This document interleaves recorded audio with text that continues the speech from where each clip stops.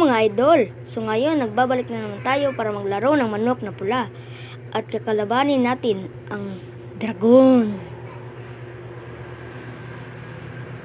Ang hirap nito guys.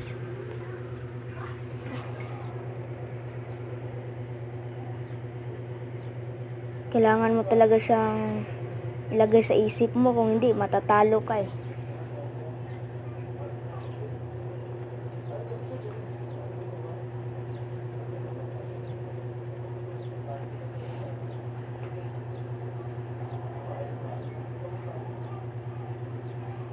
Muntika na nga yun, oh. Hindi pa na yung dragon.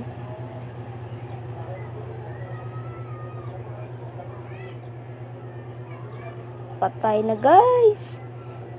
Nagkamali ako. So ayun lang guys, huwag magkalimutang mag-subscribe and like. Bye bye.